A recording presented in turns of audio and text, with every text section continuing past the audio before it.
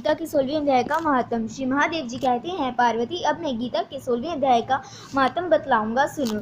गुजरात में सौराष्ट्र नामक एक नगर है। वहाँ खड़ंग बाहु नाम के राजा राज्य करते थे, जो दूसरे इंद्र के समान प्रतापी थे। उनके एक हाथी था, जो मंद बहाया करता और सदा मंद के उन्नत रहता था। उस हाथी का नाम अरिमर्दन था।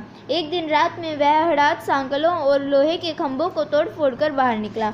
हाथीवान उनके दोनों ओर अंकुश लेकर डरा रहे थे, किंतु क्रोधवश उन सब की अवहेलना करके उसने अपने रहने के स्थान हथीसार को ढहा दिया। उस पर चारों ओर से भालों की मार पड़ रही थी, फिर भी हाथीवान भी ही डरे हुए थे। हाथी को तनिक भी भय नहीं होता था। उस कौतूहलपूर्ण घटना को सुनकर राजा स्वयं हाथी को मनाने की कला में निपुण राजकुमारों के साथ वहां आए। आकर उन्होंने उस बलवान दतेले हाथी को देखा। नगर के निवासी अन्य काम धंधों की चिंता छोड़ अपने बालकों को भय से बचाते हुए बहुत दूर खड़े होकर उस महाभयंकर गजराज को देखते रहे।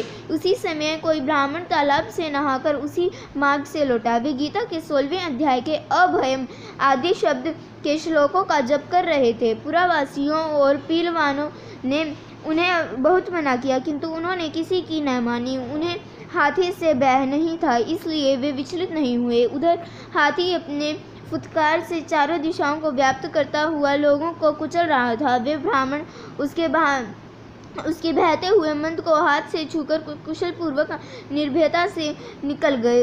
इससे वहां राजा तथा देखने वाले पुरावासियों के मन में इतना विस्मय हुआ कि उसका वर्णन नहीं किया जा सकता। राजा के कमल नेत्र चकित हो उठे थे।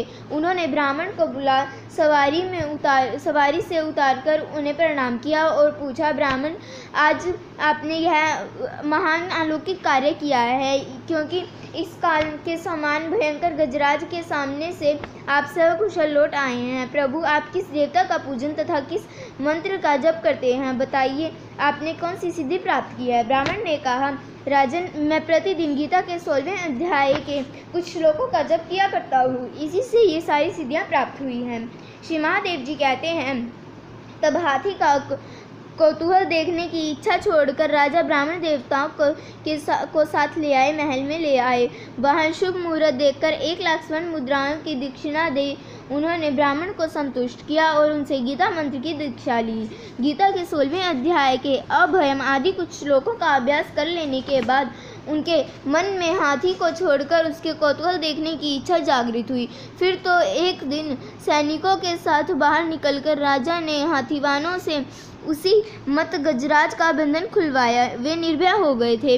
राज्य के सुख विलास के प्रति आदर का भाव नहीं रहा। वे अपना जीवन तृपण समझकर हाथी के सामने चले गए।